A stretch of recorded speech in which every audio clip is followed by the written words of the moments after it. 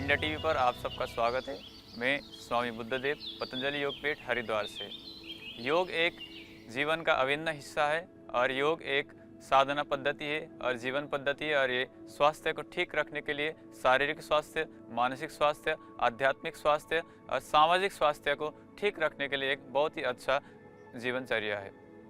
तो योग अभिन्न हिस्सा बन रहा है आजकल लोगों का, लेकिन योग ना करने से जो रोग उत्पन्न होती है उनमें से एक रोग है साइटिका। और सबसे पहले हम जानते हैं साइटिका क्या होता है। कि साइटिका जानने से पहले इसमें जो जो नर्व है साइटिक नर्व, ये सबसे थिकेस्ट नर्व होती है हमारे शरीर की और ये स्टार्ट होती है आपके लंबर रीजन से और लंबर रीजन से पास होकर के आपके बैक ऑफ द थाई से होकर के नीचे पैर तक जाती है, डोर्सम ऑफ द फुट तक जाती है। तो जब ये साइटिक नर्व में कंप्रेशन आती है, यानी कि कंस्टिपेशन के कारण से या तो किसी एक्सरसाइज के कारण से जो कंप्रेशन आती है, उस कंप्रेशन के कारण से जो दर्द महसूस होता है वो आपकी बैक ऑफ द यानी कि ग्लूटेल रीजन से शुरू होकर के बैक ऑफ द थाई होते हुए पहले घुटने में फिर नीचे डोर्सम ऑफ द फुट तक रेडिएट होता है और बाद में जा कर के जब इसकी एक्सट्रीमिटी होती है तो ये ड्रफ फुट का रूप ले लेती है, यानी कि पैर चलने में दिक्कत होती है, जिसको हम हिंदी में लंगड़ी बाई भी बोलते हैं। आइए अब हम जानते हैं योग के द्वारा साइटिका को कैसे ठीक करें। तो सबसे पहले हम सूक्ष्म व्यायाम से शुरू करते हैं, यानी कि अपने पैरों को सीधा करके अपने हाथों को पीछे रख लीजिए और जो पैर की उंगलियां हैं इन उंगलियों को ऐसे मूवमेंट करने से आगे पीछे लंबे गहरे श्वासों के साथ फिर इसको फ्लेक्शन और एक्सटेंशन, ये फ्लेक्शन और एक्सटेंशन की जो एक्सरसाइज है जो हम एंकल जॉइंट पे करते, इस एक्सरसाइज से जो मसल्स स्ट्रेंथ होती है, मसल्स स्ट्रेंथ इंप्रूव होती है और जिन मसल्स को साइटिक नर्व सप्लाई कर रही है उन मसल्स में स्ट्रेंथ बढ़ जाती है और इसको हम ऐसे गोल गोल भी घुमा लेते हैं। लंबे गहरे श्वासों के साथ हम इस अभ्यास को करते हैं, पहले क्लॉकवाइज फिर एंटी क्लॉकवाइज।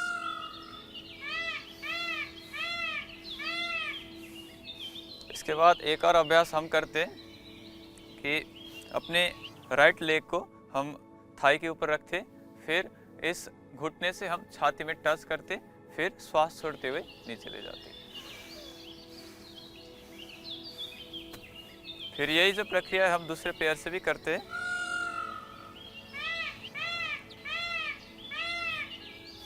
श्वासों की गति के साथ हम अभ्यास करें तो जो ब्लड सप्लाई है, जो नर्व को ब्लड सप्लाई कर रही है वो वेसल्स अच्छे से एक्टिवेट होंगे और वहाँ पे अच्छे से ऑक्सीजन सप्लाई होने से जो कंप्रेशन बनी हुई है वो कंप्रेशन खुल जाती है, यानी कि जो भी टॉक्सिन्स एक्युमुलेट हो रखे हैं वो टॉक्सिन्स डिटॉक्सिफिकेशन की मार्ग पे जाएगी, यानी कि टॉक्सिन्स शरीर से बाहर निकलने के लिए ऑक्सीजन की मात्रा पर्याप्त रूप में शरीर को चाहिए होती है। इसलिए जितने भी हम योगाभ्यास करते हैं उसमें श्वास प्रश्वास की गति पर हम विशेष ध्यान देते हैं। तो ऐसे सूक्ष्म व्यायाम करने के बाद अब हमारी जॉइंट की मोबिलिटी बढ़ चुकी है। अब इसके बाद हम आसनों के अभ्यास कर सकते हैं। तो सबसे पहले आइए हम शुरू करते उष्ट्रासन से। ऐसे घुटने के बल हम खड़े हो जाते और अपने दोनों हाथों को छाती में रख करके श्वास भरते हुए पीछे की ओर मुड़ जाते और थोड़ी देर होल्ड करके रखें, पीछे मुड़ करके।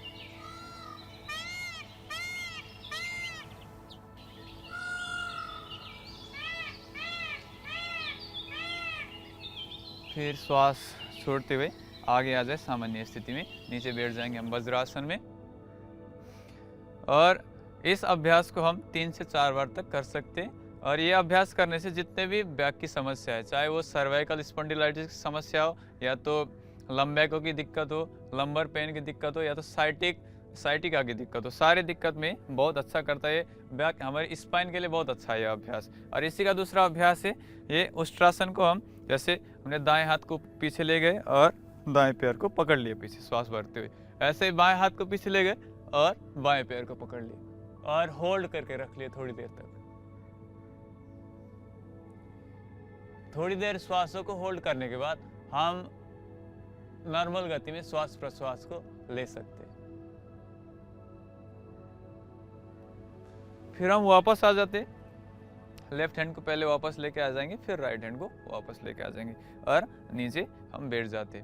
तो ये उष्ट्रासन का हमने अभ्यास किया। ऐसे ही अर्ध उष्ट्रासन, उष्ट्रासन के बाद हम चंद्रासन का अभ्यास कर सकते हैं और हम लेट करके अभ्यास करते हैं मकर आसन का।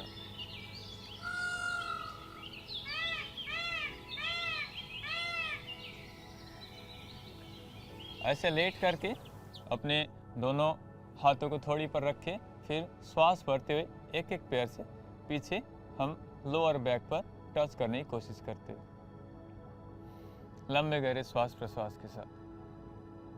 ये बहुत ही आरामदायक आसन होता है, लोअर बैक के लिए बहुत ही अच्छा आसन है। लोअर बैक के जितने भी मसल्स है, जितने भी नर्व सप्लाई कर रही है लोअर बैक में, उन सारे नर्व को स्टिमुलेट करने के लिए, उनको स्ट्रक्चरल बैलेंस के लिए बहुत ही अच्छा है ये आसन। और इस आसन का अभ्यास हर कोई कर सकता है, इसमें कोई परेशानी नहीं है इस आसन करने में, लेकिन शर्त यही है कि भोजन करने से पूर्व ही इस आसन का अभ्यास करना चाहिए, भोजन के बाद इस आसन का अभ्यास ना करें। ऐसे एक एक पैर से इस आसन को करने के बाद हम इस आसन को दोनों पैर से एक साथ भी करते हैं। ये इसका दूसरा वेरिएशन। आप महसूस कर सकते इस आसन को करते हुए जो दर्द आपको महसूस हो रहा है लोअर बैक में, वो दर्द आपकी जो साइटिका के कारण से होने वाली दर्द है उसको ठीक कर देती है। यानी कि इसका जो सकारात्मक प्रभाव है, और आप मन में ऐसे संकल्पित रहे कि इस आसन के अभ्यास से मेरी जो दर्द है वो ठीक हो रहा है और मैं ठीक हो रहा हूँ, मैं ठीक हो रही हूँ। ऐसे संकल्प के साथ लंबे गहरे श्वासों के साथ इस आसन का अभ्यास करें। इस आसन को 20 से 30 साइकिल तक कर सकते हैं। फिर इसके बाद थोड़ी देर हम मकर आसन में थोड़ी देर आराम करेंगे। ऐसे 2-3 लंबे गहरे श्वास भर लेंगे और श्वास छोड़ देंगे।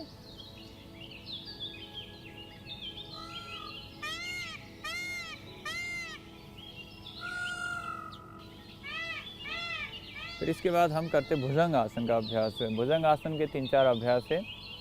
इसमें सबसे पहला कि हम हाथों को अपने छाती के साइड में रखें और श्वास भरते हुए अपने सिर को ऊपर उठाएं और ऊपर की ओर दृष्टि करके रखें। श्वास भर के होल्ड करके रखें। स्पाइन की अलाइनमेंट को ठीक करने के लिए और स्पाइन से रिलेटेड जितने भी दिक्कत हो, चाहे वो सर्वाइकल की हो, चाहे वो लंबर की हो, चाहे वो सैक्रल रीजन की हो, चाहे वो लोअर बैक की हो, सारी दिक्कत को ठीक करने के लिए और स्ट्रक्चरल बैलेंस के लिए भुजंग आसन बहुत ही अच्छा है। और श्वास छोड़ते हुए नीचे आ जाएं। फिर से एक बार श्वास भरते हुए हम ऊपर जाएंगे।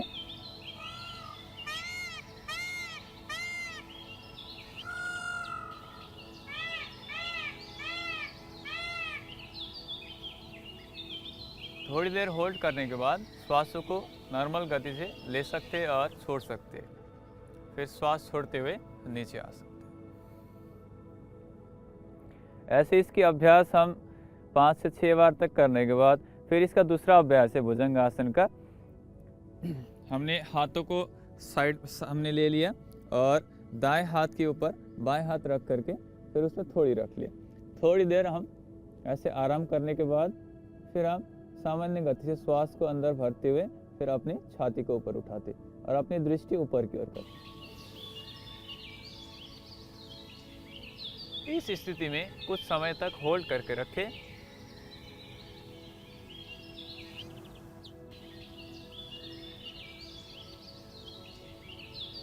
फिर उसके बाद श्वास छोड़ते हुए आराम से नीचे आते।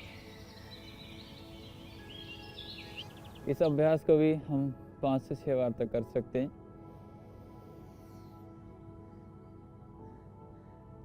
श्वास भरते हुए ऊपर चले जाएं और श्वास छोड़ते हुए नीचे आ जाएं। और जब हम श्वास भरते हैं तब मन में ऐसी संकल्प होनी चाहिए कि जो परमपिता परमात्मा की दिव्य गुण है, कि परम शक्ति ऐसी मेरे अंदर प्रविष्ट हो रही है, जो वातावरण में व्याप्त सकारात्मक ऊर्जाएं हैं, वो सकारात्मक ऊर्जाएं मेरे अंदर प्रविष्ट होकर के मुझे स्वास्थ्य की प्राप्ति करा रही है। और जब हम श्वास छोड़ते हुए नीचे आते तो मन ही मन संकल्प करें कि मेरे अंदर जो विकार है वो सारे विकार इस प्रश्वास के साथ बाहर निकल रही है। ऐसे हम आइए आप भुजंग आसन का तीसरा अभ्यास करते। अपने हाथों को छाती के साइड साइड में रख करके फिर पीछे से पैरों में भी थोड़ा सा गैप रखें, 1 से 1.5 फुट का फासला पैरों के बीच में।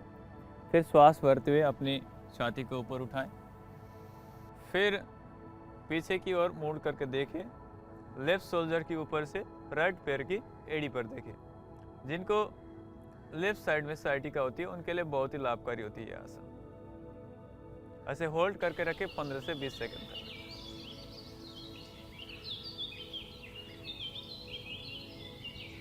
और मन की जो संकल्प शक्ति है उसको बढ़ा करके रखें। इस समय पर जब हम होल्ड करके रखते, आसनों को जब हम होल्ड करते, उस समय पर मन की स्थिति बहुत ही आनंद में होनी चाहिए, सुखमय होनी चाहिए। ऐसे दबाव में आसन को नहीं करनी चाहिए। महर्षि पतंजलि जी कहते, स्थिर सुखम आसनम। जिस स्थिति में हमारी शरीर स्थिरता को प्राप्त करती है और मन सुख अनुभूति करती है, उस स्थिति को हम आसन कहते हैं। तो इसी अभ्यास को दोहराते फिर से एक बार। श्वास भरते हुए राइट शोल्डर के ऊपर से लेफ्ट एड़ी में,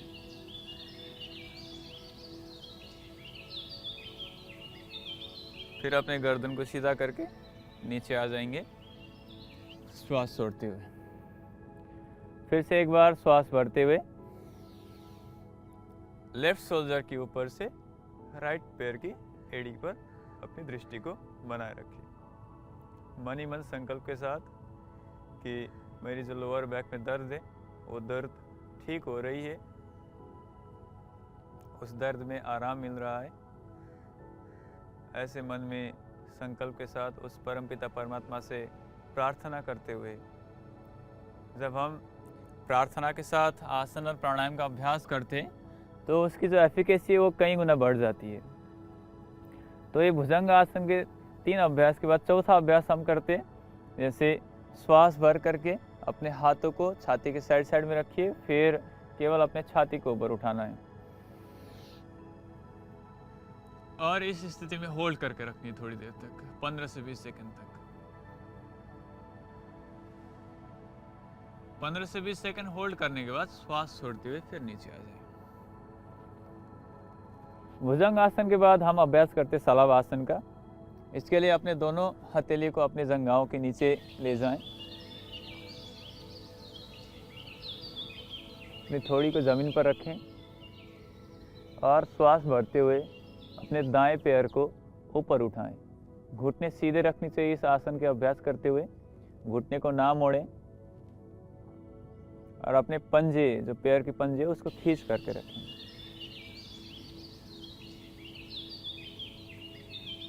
सलावासन के 2-3 अभ्यास है जिनकी केवल हम अगर सलावासन का ही अभ्यास करें तब भी बहुत रिलीफ मिलता है साइटिका के दर्द में।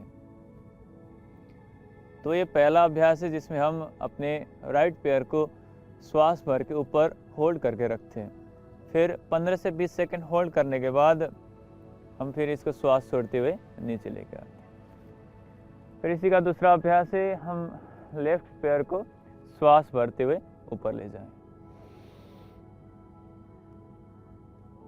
घुटने सीधे रखें और होल्ड करके रखें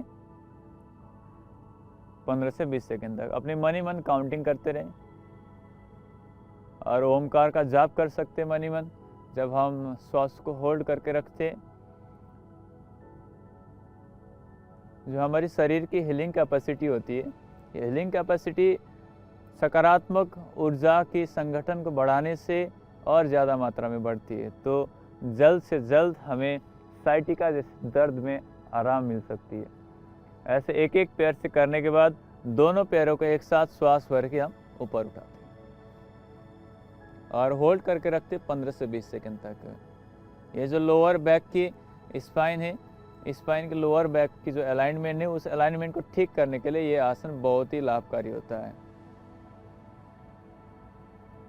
हम श्वास छोड़ते हुए दोनों पैर को नीचे करते और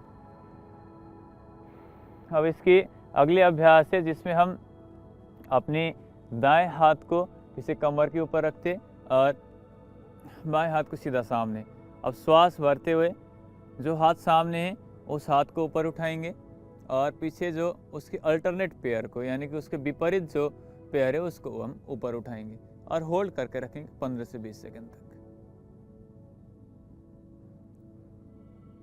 ऐसे 15 से 20 सेकंड तक होल्ड करने के बाद फिर हम हाथ को और पैर को एक्सचेंज करेंगे और ऐसे अल्टरनेट हाथ और उसके अल्टरनेट पैर को हम ऊपर करेंगे श्वास भरते हुए।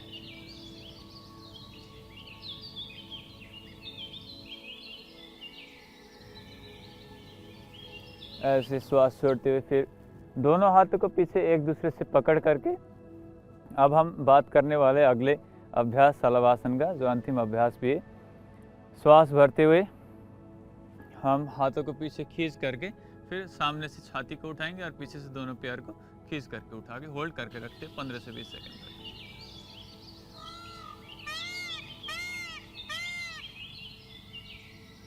आप महसूस कर पा रहे होंगे जब इस आसन का अभ्यास हम कर रहे तब अपनी लंबर रीजन पर यानी कि लोअर बैक के एरिया पर बहुत अच्छा प्रभाव पड़ रहा है। वहाँ पे बहुत अच्छे से ब्लड सर्कुलेशन हो रहा है और जो नर्व कंप्रेस हुई थी, जो नर्व दबी हुई थी, जो नर्व इन्फ्लेम्ड हुई थी, उस इन्फ्लेमेशन में हमें राहत मिल रहा है और दर्द की जो मात्रा है वो कम हो रही है। तो ऐसे शलभासन के बाद हम अब शुरू करते हैं अर्ध पवन मुक्तासन को। पहले अपने राइट पैर को फोल्ड कर लीजिए, फिर दोनों हाथों को इंटरलॉक करके घुटनों को अपनी छाती की ओर खींच करके रखिए और श्वासों को बाहर छोड़ लीजिए। अर्ध पवन मुक्तासन, ये नाम से ही हम समझ सकते हैं। पवन मुक्तासन यानी कि हवा को शरीर से मुक्त करने का आसन है ये। जिस वात व्याधि के कारण से शरीर में दर्द बढ़ती है, उस वात व्याधि को हम शरीर से निकालने के लिए, अपान वायु के रूप में निकालने के लिए हम पवन मुक्तासन का अभ्यास करते हैं। तो पवन मुक्तासन का अभ्यास पेट के लिए भी ज़रूरी है और पीठ के लिए भी ज़रूरी है। तो इसी अभ्यास को हम दूसरे पैर से भी करते हैं। फिर दोनों हाथों को इंटरलॉक करके लेफ्ट पैर को खींच करके अपनी छाती की ओर रखिए और ऐसे श्वासों को बाहर छोड़ करके होल्ड करके रखेंगे। अभी हम साइटिका पेन के अभ्यास कर रहे हैं तो हम अपने गर्दन को नीचे ज़मीन पर ही रखते हैं, नहीं तो पवन मुक्तासन के अभ्यास में हम गर्दन उठा करके अपने नासिका को घुटने से लगाते भी हैं जब हम पेट के लिए जब इस आसन का अभ्यास करते हैं। अब इसी अर्ध पवन मुक्तासन को हम दोनों पैरों से भी कर सकते हैं। जब दोनों पैरों को फोल्ड कर लें और हाथों को इंटरलॉक करके इसको खींच करके छाती की ओर रखें, श्वासों को बाहर छोड़ते हुए अपनी पंजों को खींच करके रखें जमीन की ओर दिशा दे करके। जब हमें लोअर बैक में ज़्यादा दर्द बढ़ती है तो उसमें एक मुख्य कारण है कि शरीर पे गैस का फॉर्मेशन हो जाना, ज़्यादा गैस बन जाना। शरीर में जब ज़्यादा गैस बनती है उससे भी नर्व कंप्रेशन होती है, डिस्क बल्ज होती है और उस कारण से भी शरीर में दर्द बढ़ जाता है। तो उस दर्द को कम करने के लिए हम अर्ध पवन मुक्तासन का अभ्यास करते हैं।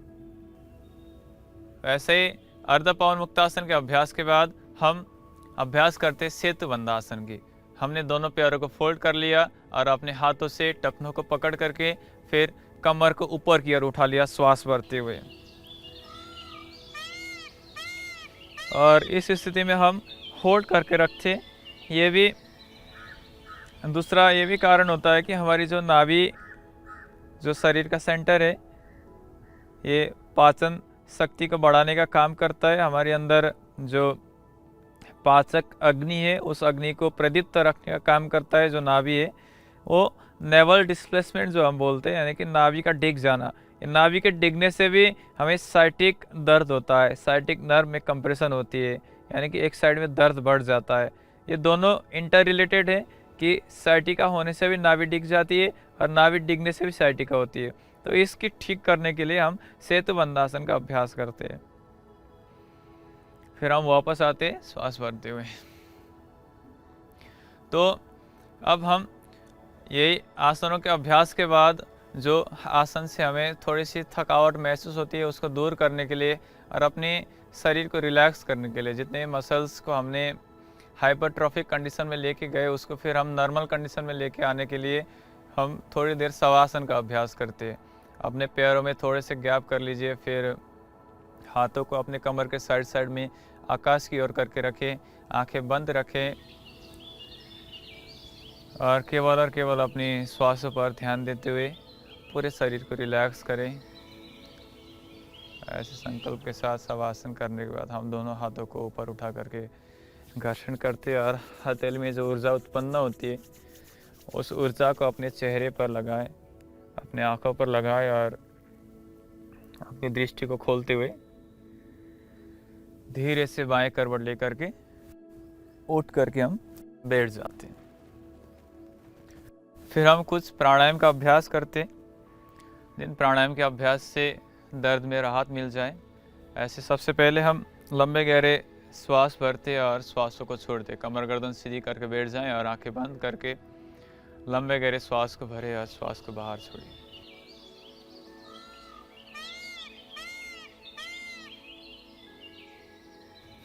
बिल्कुल सामान्य गति से श्वास को अंदर भरना है और श्वास को बाहर छोड़ना है। तस्मिन् सति श्वास प्रश्वास और गति विच्छेद प्राणायाम। जब हम आसन का अभ्यास करते हैं उसके बाद श्वास और प्रश्वास की जो सामान्य गति है उसमें हम अल्टर करके उसकी जो गति को हम विच्छेद कर लेते हैं, उस स्थिति को हम प्राणायाम बोलते हैं। तो भस्त्रिका प्राणायाम 3 गतियों से कर सकते हैं, लेकिन आज हम साइटिका के ऊपर बात कर रहे हैं तो इसका हम बिल्कुल ही सामान्य गति से अभ्यास करेंगे। तीव्र गति से भस्त्रिका प्राणायाम का अभ्यास करने से दर्द में बढ़ोतरी हो सकती है, दर्द बढ़ सकती है।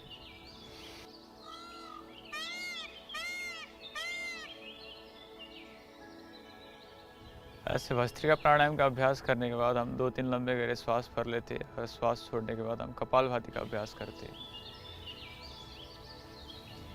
साइटिका एक वात व्याधि है, तो हम वात व्याधि को ठीक करने के लिए प्राणायाम के अभ्यास के समय पे हम विशेष मुद्राओं का अभ्यास भी कर सकते हैं। जैसे वायु मुद्रा, जिसमें हम अपने इंडेक्स फिंगर को अपने अंगूठे के नीचे दबा करके रखते और इस वायु मुद्रा के अभ्यास करने से जो भी वात व्याधि है उस वात व्याधि को निराकरण कर सकते हैं। ये मुद्राएं अपनी एनर्जी चैनल्स को स्टिमुलेट करती है और शरीर में ऊर्जाओं का संचार करती है। ऐसे मुद्राओं के अभ्यास के साथ हम प्राणायाम का अभ्यास करते हैं। आइए दूसरा प्राणायाम कपालभाति प्राणायाम, जिसमें हम पेट को बलपूर्वक धक्का दे करके श्वास को बाहर छोड़ते हैं। कपालभाति प्राणायाम का अभ्यास करने से जो सेल्स में टी जनरेशन हुआ है उन सेल्स में रीजेनरेशन होना शुरू हो जाती है और रिजुमिनेट हो जाती है सेल्स।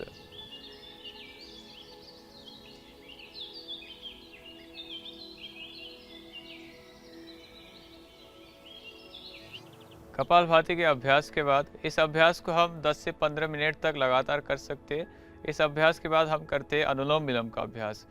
दोनों हाथों की इसी मुद्रा पे रहेगी, आपके लेफ्ट हैंड घुटनों के ऊपर रहेगी और जो राइट हैंड है उसके अंगूठे से आप राइट नोस्ट्रिल्स को बंद करेंगे आप और लेफ्ट नोस्ट्रिल से श्वासों को अंदर भर लेंगे।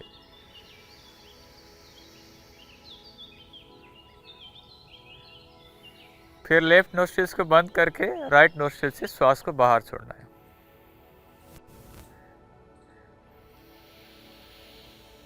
फिर इसी प्रक्रिया को हम कंटिन्यू रखेंगे। जो हमारी नाड़ियाँ होती है, एक सूर्य नाड़ी और एक चंद्र नाड़ी होती है, शरीर में ये टेम्परेचर रेगुलेट करने का काम करती है और अपनी जो सिंपैथेटिक और पैरासिम्पैथेटिक नर्वस एक्टिविटी होती है, ये सिंपैथेटिक और पैरासिम्पैथेटिक नर्वस सिस्टम की जो एक्टिविटी होती है, इस एक्टिविटी को स्टिमुलेट करने का काम करता है ये अनुलोम विलोम प्राणायाम।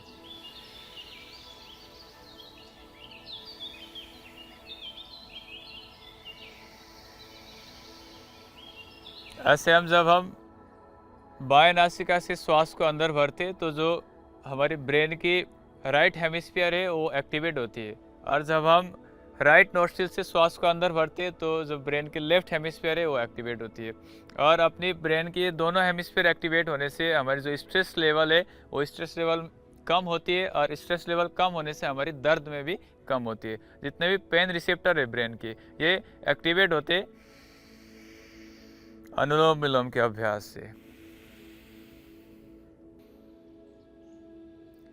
आइए अब अनुलोम विलोम के अभ्यास के बाद हम करते हैं भ्रामरी प्राणायाम का अभ्यास। भ्रामरी प्राणायाम में हम ओमकार का नाद करते और पहले हम अंगूठे से कान को बंद करेंगे, फिर कान को बंद करने के बाद हम दोनों उंगलियों को, दोनों पहले इंडेक्स फिंगर को हम अपने आज्य चक्र के आसपास रखते, फिर जो शेष 3 उंगलियां हैं उससे हम आंखों के सामने रख करके आंखों को बंद करते। फिर हम लंबे गहरे श्वास भर करके हम मुख को भी बंद करके रखते और ओमकार का नाद करते नासिका से। ओमकार का नाद नासिका से करने से ब्रेन की वाइब्रेशन होती है। इस वाइब्रेशन से हमें अच्छे सकारात्मक ऊर्जाएं और सकारात्मक एनर्जी अपनी ब्रेन में स्टिमुलेट होती है, और जितने भी ग्रंथियां हैं, पिनियल ग्लैंड, पिट्यूटरी ग्लैंड, इसकी स्टिमुलेशन से जो हमारे अंदर हैप्पी हार्मोन्स से सेरोटोनिन, मेलाटोनिन ऐसे सीक्रेट होने लगती है। इसके सीक्रेशन से हमारे अंदर की जो दर्द है, शारीरिक दर्द में राहत मिलती है।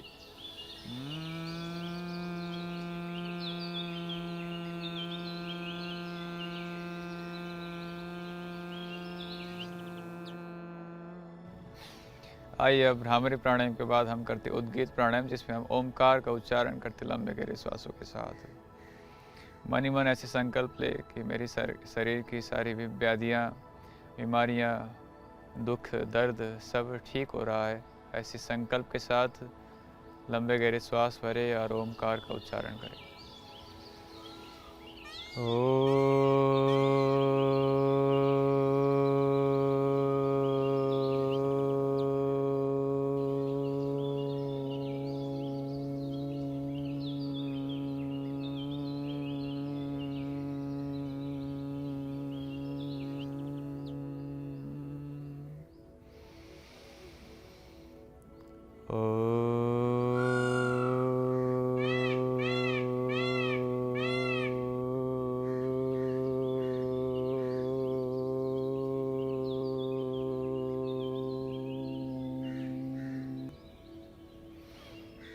अब कुछ क्षण के लिए मौन होकर के अपने शरीर का अवलोकन करें। दृष्टा भाव से अपनी इंद्रिय, मन, शरीर, बुद्धि को देखें। शास्त्र में कहते हैं कि न तस्य रोगो न जरा न मृत्यु प्राप्तस्य योगाग्नि अयम शरीरम। यानी कि जो अपने मन, इंद्रिय, शरीर को इस योग रूपी अग्नि में तपाता है, उसको न किसी प्रकार की रोग लगती है, न उसको बुढ़ापा का भय रहता है। तो ऐसे आज हमने बात किया साइटिका के ऊपर। और आइए दोनों हाथों को ऊपर करके घर्षण करें और अपने चेहरे में, आँखों में उस ऊर्जा से आप्लावित करते हुए अपने आँखों को खोल दें।